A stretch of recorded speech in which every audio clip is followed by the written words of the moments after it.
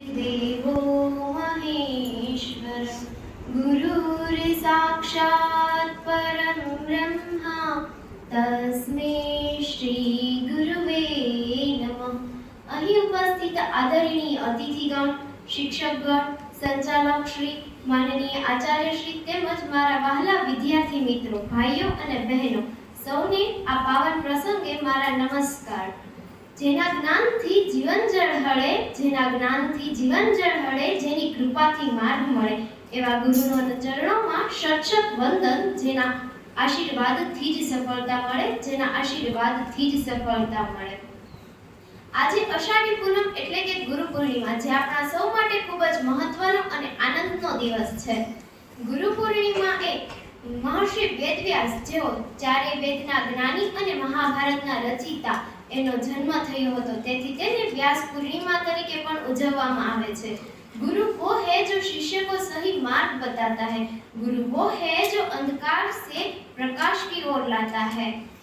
દરેક વ્યક્તિના જીવનમાં ગુરુનું કંઈક વિશેષ મહત્વ હોય છે, કારણ કે ગુ વર્ણનો અર્થ અંધકાર અને ઋ વર્ણનો અર્થ એટલે કે પ્રકાશ। ગુરુ એ વ્યક્તિને અજ્ઞાનના અંધકારમાંથી પ્રકાશ તરફ લાવે છે, તે વ્યક્તિના જીવનમાં સુંદરતા લાવે છે, અને એ સુંદરતા ખરેખર ત્યારે જ નીકળે છે જ્યારે વ્યક્તિ ઉત્તમ ગુરુ પ્રાપ્ત કરી તેના દરેક ઉપદેશોને શિરોમાન્ય રાખે, તે પછી ભલે ગમે તે સ્વરૂપે હોય।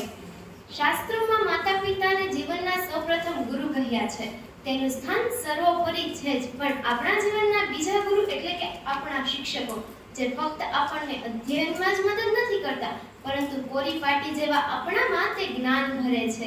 અને ત્રીજા ગુરુ એટલે કે આપણા સદગુરુ, જે આપણને જીવનના સન્માર્ગે લઈ જાય છે।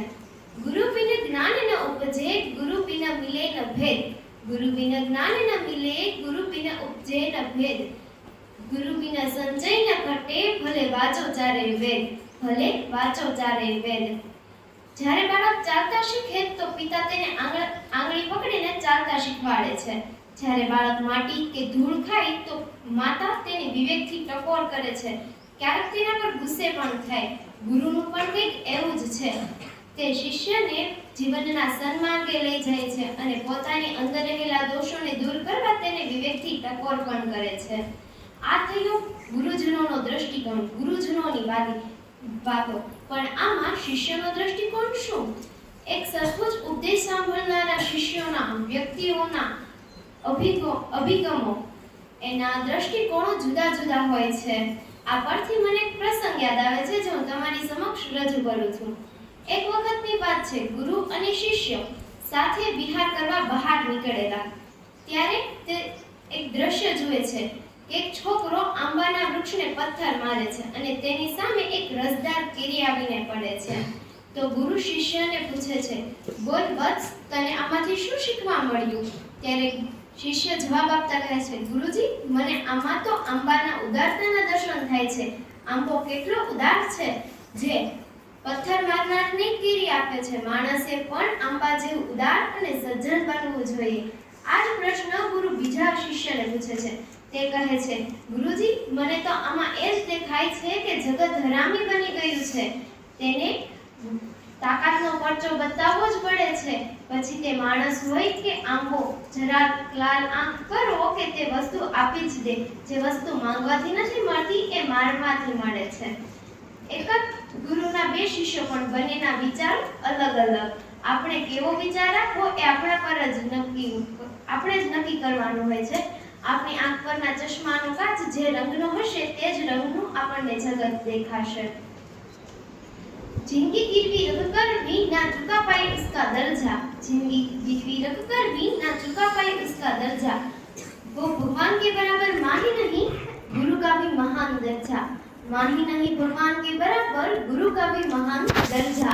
भगवान को भी भगवान बनने के लिए गुरु का ही ज्ञान काम आया था, भगवान को भी भगवान बनने के लिए गुरु का ही ज्ञान काम आया था।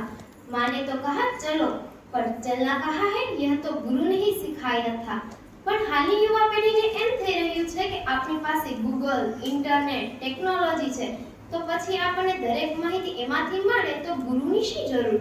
પરંતુ આ તો કોઈ બીજા વ્યક્તિઓ દ્વારા અપલોડ કરાયેલી માહિતી હોય છે। પ્રાયોગિક રીતે કે પ્રેક્ટિકલ કઈ રીતે કરવાની એ તો ફક્ત એક ગુરુ દ્વારા જ થઈ શકે છે. જ્યારે કોઈ વ્યક્તિ સફળ થાય ત્યારે મોટો ફાળો એમના ગુરુનો હોય છે. તેથી અંતે હું એટલું જ કહેવા માંગુ છું કે 1000 ફૂલ चाहिए एक माला बनाने के लिए, 1000 फूल चाहिए एक माला बनाने के लिए, 1000 रंग चाहिए रंगोली बनाने के लिए, पर एक गुरु ही काफी है शिष्य के जीवन को स्वर्ग बनाने के लिए. अस्तु.